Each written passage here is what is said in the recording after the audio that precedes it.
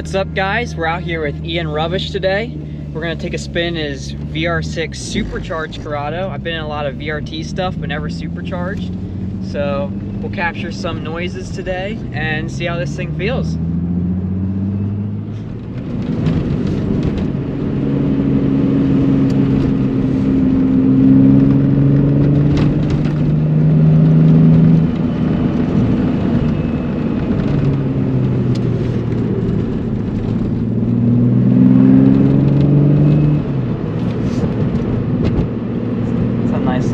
Yeah, so this is one of the windy roads up here in Central Florida that just goes around lakes.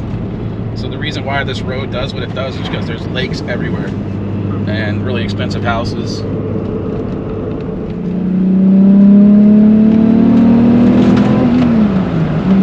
with the supercharger, the power it's linear.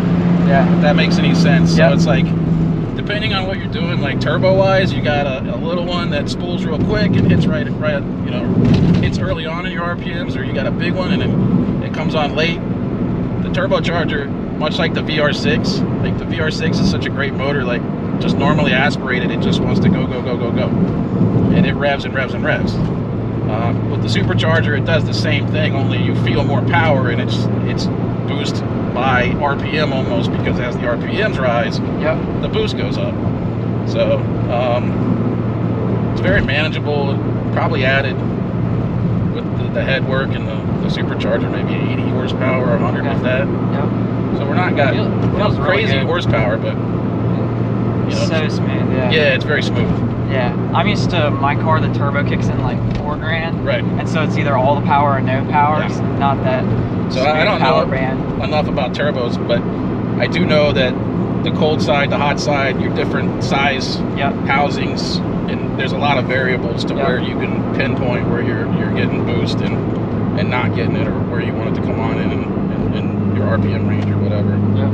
But you know, for a bolt-on that you can put on in your garage in, you know, a few hours, the charger's a pretty cool party trick. Yeah.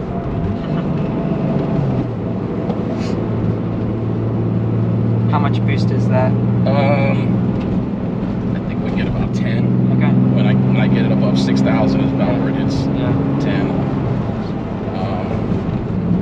I really it's I haven't taken this thing out and like hit the rev limiter yet. I did it before with my old setup, but I haven't really done it yet with this one. So I you know, barely see 10. Yeah. So I guess just cruising around, you get 5 or 6 pounds. It's enough to yep. feel it.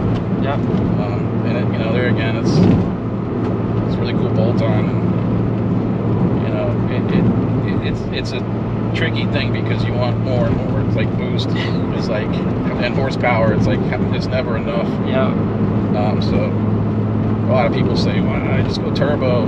Okay, cool. But for now, I'm rocking the Vortec V3, and yeah, pretty stoked.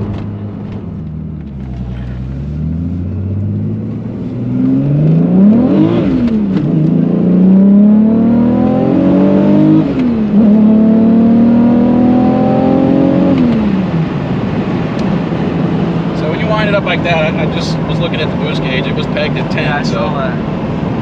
That feels really good. It is. It's cool.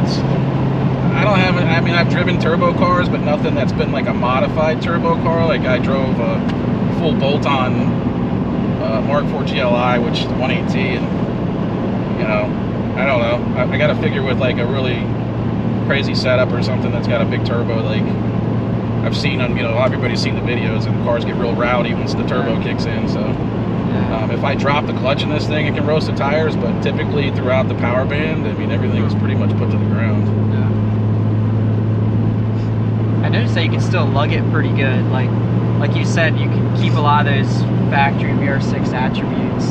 Yeah. It just has that low end torque there, which is really cool. Yeah. So, you know, there's so many variables. Like I have 268 cams in there.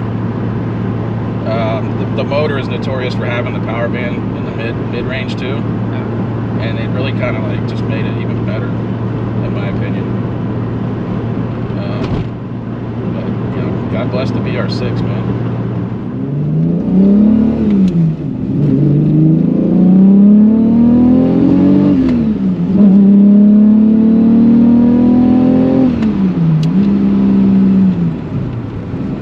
like that faint little whine you hear You there. hear a That's little cool. whistle if you get it up bit. in the RPMs there. That's cool. Yeah, that's pretty cool. That was one thing they didn't have with the old V9 setup. The other thing is that they re-engineered the bracketry and the idler pulley for this V3 head, and there's no belt slip, which is good because the V9, if I saw the V9, when I get about 6,000 RPMs, the belt starts screaming. And you could tighten down on it, but there's a fine line between getting it to not squeal and then over tightening and start ruining bearings and stuff, you know. So way better setup than the old one.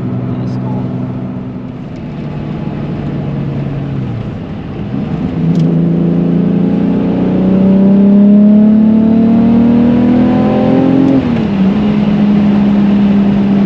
Sounds so good.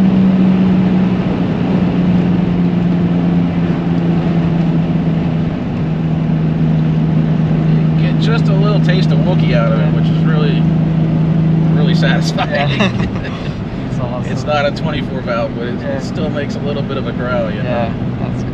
Thank you, Ian. Got a nice little tour of some beautiful Florida countryside there, and you guys got to enjoy some of the VR6 Supercharged sounds, which is really fun. So make sure you guys go check out Ian's Instagram. I'm going to stick that in the description here. He does an awesome job with getting Corrado guys together here in Florida.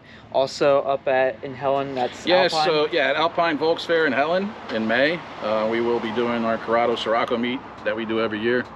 And there will be an event page on Facebook group for Alpine Volks Fair, so look for me there. Awesome. Yeah, so hit him up. He's the man if you're down here in the South. He also is into some B3 Passat stuff, so yeah, go check out his Instagram. Thanks so much for watching, guys. We'll catch you guys later. Later.